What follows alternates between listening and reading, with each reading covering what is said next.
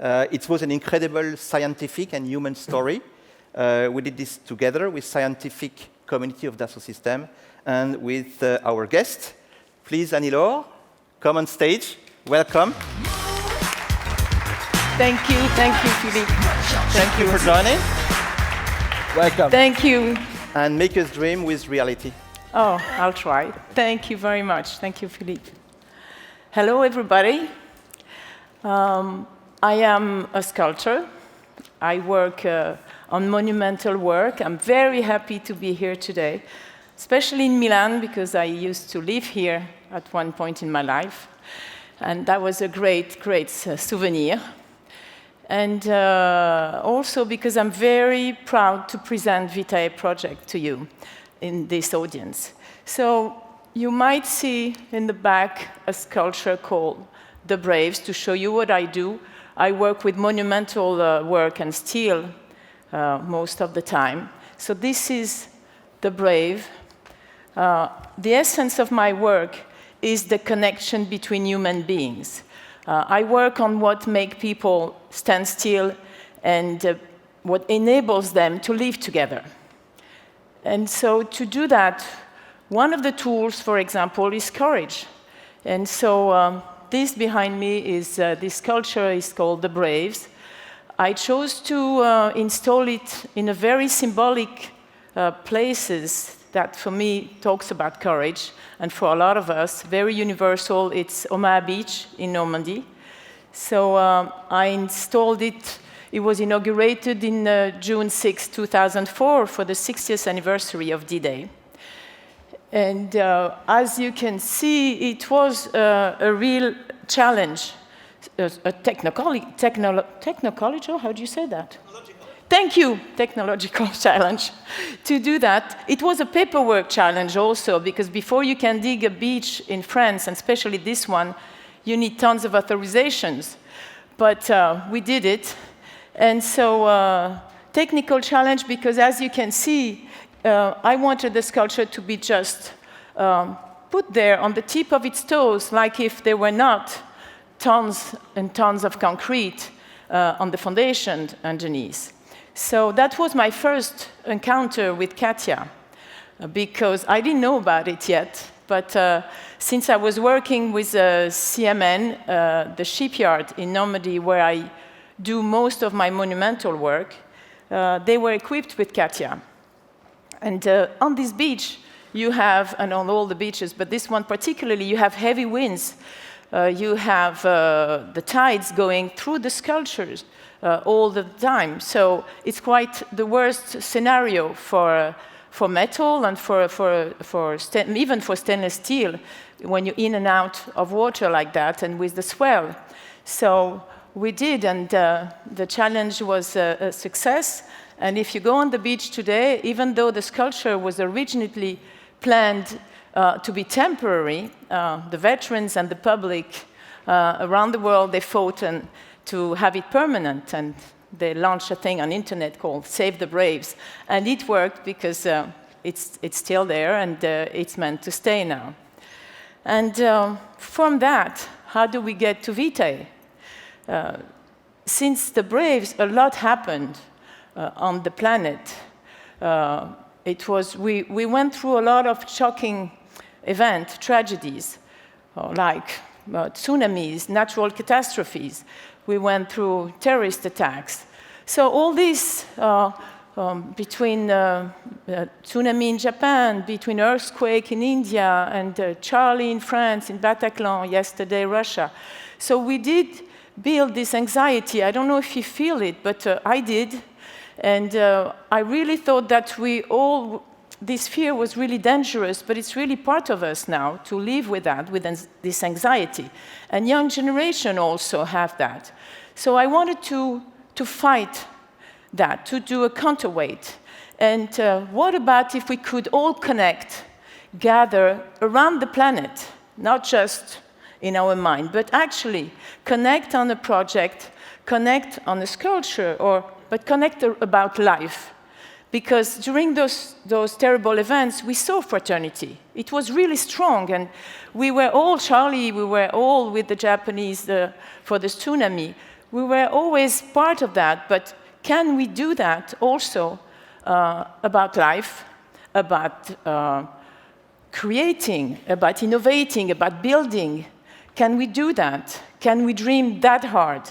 And that's what VITAE is about that dream to connect humanity on a common project, a sculpture that will carry 1 million handprints around the world, and that will be animated, alive, giving life to the project, and that we could see, we're going to be all connected to. So with that, I had to find a place, because as sphere is very federating, you need something really magical so that people want to connect. They want to participate. So it has to be not only universal, the location for that site to install VITAE, but also magical so that people in their eye have this sparkle that say, I want to be part of it. So in one of those unexpected connection, I find myself in New York with the NASA engineers. And they were discussing, we had this discussion about a new project they had about bringing life to the moon with astronauts. And so we discussed about what is real life and what is not real life. And they were saying, yes, but we're going to have an astronaut living there and growing their own food, so it's going to be real life. What's missing? What's missing is art, to be real life. And saying that, I realized that that was the perfect location for me. VITAE should be on the moon. That's it. But that's it, but that's a little bit complicated. Then some details come to my mind, and I say, yes, but you know, I'm not built in a way to think that something is just impossible. Like, it's not in my thinking. So I said, okay, it's complicated, but the first problem I found for me was that normally when I do a monumental work, I'm trying to find the perfect location, and the next step is I go and visit. And then I said, okay, this time I'm going to have a little problem to go and feel the atmosphere, because it's, normally it helps me, you know, it's hard for me to get there. So I have a great studio in Paris, a great atelier, and I invite fantastic people, astrophysicists, space engineers, to tell me about the moon. You know, I have tons, like maybe you would have too, tons of questions about what about the moon, how it is, what it looks like, you know? And I learned a lot of things. I learned that it's 150 degrees during the day. It can go as low as minus 150 degrees at night. So already a little complicated. But I learned also that my scale is not the same that space scale. Space scale is in grams, and I'm in tons. So here again, we discussed about how to do this. And so I needed absolutely to have a fantastic team with me of engineers that will understand the project, that will be like partner with me on this. And that's how I work for 3 years with Katja and with engineers. And really we work like trying to keep the energy together, finding a real language, because that's really what it's all about. It's keeping the energy on the project, because it's long and you have up and down, but you have to keep the energy. And so I thought that finding a language will be good. So we did that. And I really want to thank the whole team, because that one thing as an artist was really important to me, is that nobody wanted to change the project at one point, to simplify, because with all of the constraints, to say, okay, do you mind if you have only 4 people instead of 15? No, nobody said that. And really, the whole challenge was there, to make it exactly, bring VITAE alive the way I had it in my mind and the way I drew it. And so, after those 3 years, we did come with a feasibility study about how do we solve all of the not difficulties, but the challenge. How do we solve that? So there is a little video that you're going to see now, which is really not just a nice 3D, but it's the result of all those studies. So so you see, this is my studio, so everything started with drawings. And we find, so during this trip, very fast one to the moon, you're going to see.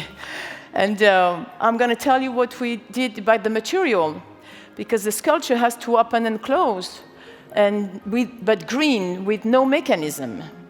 And so we found shape memory alloy, so it's nickel and titanium, and Kapton.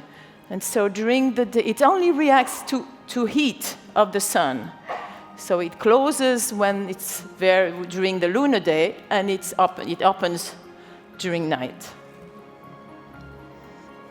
We tested, and we find that we are capable of using up to 1 million handprints, reduced, of course, reproduced and reprint on the skin of the sculpture. And most important for me, because really I wanted to keep that connection. I think that for people and young generation, not to fear the future, you were talking about zero distance a while ago, but that's exactly it. Not to feel distance with people, even if they are at the other side of the planet. We needed to be connected. So you see the hands are on the skin. The people, what I call people, those branches with the head, they rise up with the heat. And so during the lunar day, it closes as a cocoon. And when the heat cools and we come to night, because we see moon at night, it opens and humanity deploys. And you're going to see the two people on top, the two tall ones, they have a source of life.